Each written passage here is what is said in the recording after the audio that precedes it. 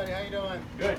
We've got a presentation to do at noon time, so I want to thank the Fire Academy for inviting us from Eversource. My name's Andy Willett. I'm a program administrator of safety. I'll be your tour guide. We got Mark Fangiulo, who's our manager of emergency preparedness, and Jim Kennedy, who's an overhead supervisor in our Hartford area work center. What we got here is, and I'm going to do the kind of lead in first, because once we start the generator, it will get a little bit loud, so I don't want to have to talk too much over the noise of the generator. But basically, we've got a mock-up of about a 7,000 volt distribution equipment. We'll walk you through some scenarios as far as what we got. You know, simulating a grounded object, simulating a ladder getting up into the primary, simulating a human making contact with an energized fence that might have a primary conductor on it. We'll demonstrate a kite string that could be energized, even though most people think that maybe a string won't be enough to carry current, but it will actually light up a light bulb on the far end of the mock-up. We also have a Mylar balloons from parades and all sorts of other things getting up into our primary. Is basically all aluminum, so it is conductive. We'll simulate that across one of our fuse cutouts. Then we'll come around the back. We're going to simulate a squirrel up in our primary, which tends to be our public enemy number one. Rocking the squirrel sometimes doesn't fare too well when it comes in contact with some of our equipment. And then we'll also do a tree branch. Once we do all that, we'll kind of probably shut down the generator, and if anybody has any questions, we can ask that. Once we do get started, you can probably move up a little bit closer, because as I walk people through, we got the perimeter guard here, because we will be fighting the noise off the generator, and if you have any questions. But daylight condition like this compared to nighttime, the arc, for those who want to take pictures, we should be drawing a pretty good arc on a couple of scenarios here, so even though it is daylight. So all right, thank you very much.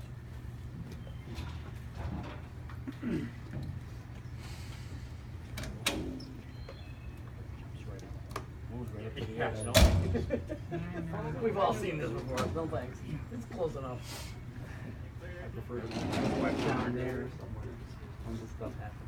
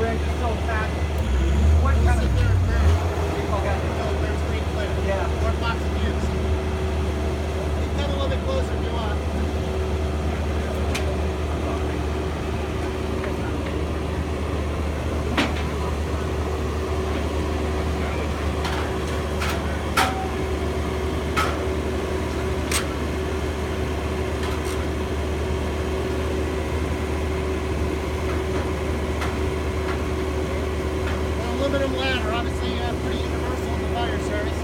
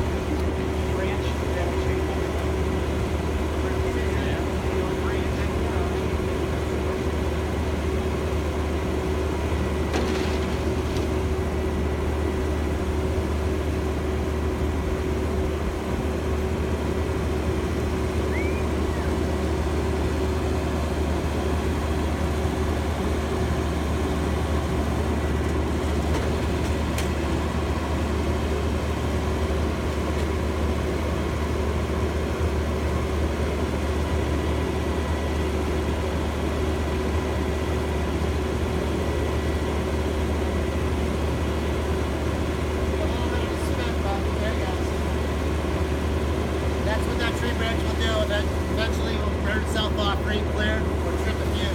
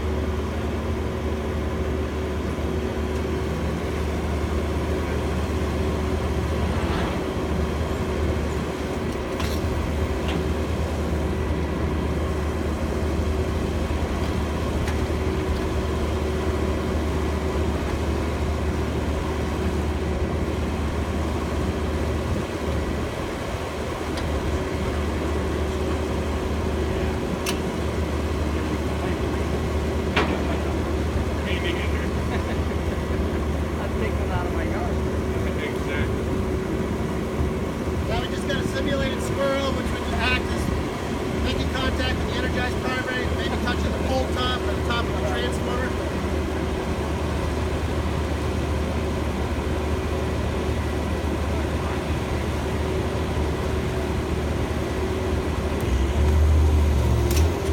Water and fumes.